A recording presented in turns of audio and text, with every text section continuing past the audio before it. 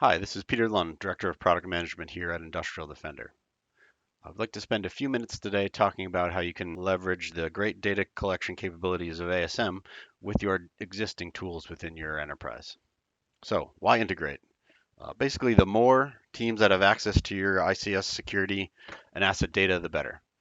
You need to know your assets and how they're changing. No shortage of cybersecurity standards and best practices out there that talk about that. I just pulled out the NIST CSF as a great standard to follow, and the first thing you see right in there is understand your physical devices in your inventory. You might be trying to bridge the gap between the IT and the OT teams. You've got ASM collecting all your great, ICS security data. You don't want to forward that off to somewhere, or you want to share that with a different CMDB system. We'll talk a bit about the ways you can do that within the ASM architecture. So if you take a look at how ASM was designed, we're really designed to fit in within the ICS environment. The Purdue model, essentially looking at all types of data collection. You might have our, native agents running on systems that have operating systems.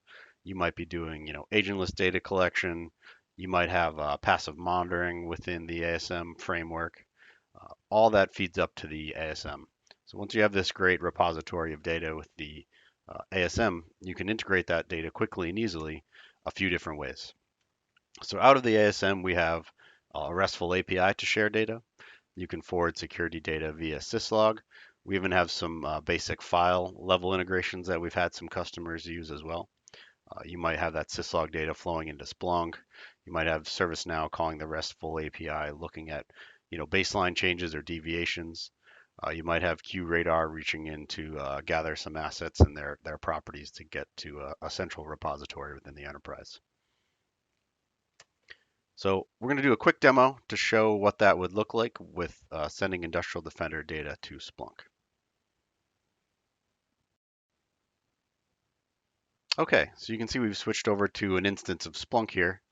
And if we take a look at the data summary and what we're actually gathering from ASM, we're actually looking at a few things. So we've got our syslog data feed coming out of ASM. That's based on all the data we're collecting, whether it be from an agent on an operating system. It might be a passive monitoring data feed that we have.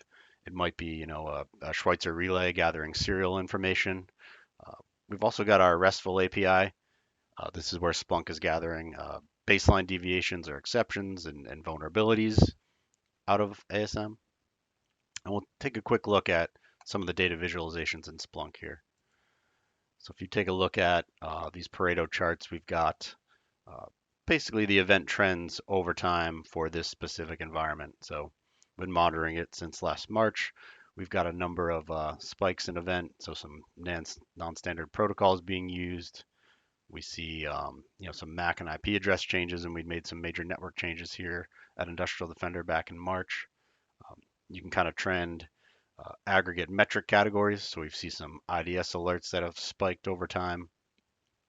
We can also kind of visualize it in a pie chart, seeing, authentication type events, agent status events, things happening in the audit logs, or we can start to look at that by busiest host. So just a couple quick visualizations. If we switch to another dashboard, we've basically got kind of my daily summary. So when I log in every day, I can kind of see what's the total number of events that I've collected out of this ASM. How many of them came from this one specific host that I'm actually monitoring right now? How many of them were related to removable media? What's my trend? So it's pretty typical to have close to zero removable media events in this environment. Well, why do I have 16 within the last 24 hours? As with all these charts, Splunk, you can drill through and kind of look at that raw data. So you can see it's uh, anything related to USB for this specific host name.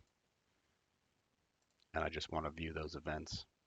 Now you can quickly drill in and see, all the raw event data, where it's coming from and what that removable media looked like.